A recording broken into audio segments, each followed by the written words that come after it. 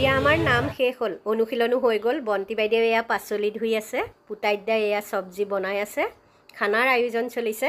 এয়া বুলু বৌ আৰু দেৱিকা বৌয়ে লুচি বেলি আছে আৰু আমাৰ শেৱালি বৌয়ে ফুলা ফুলা লুচি বনাই আছে।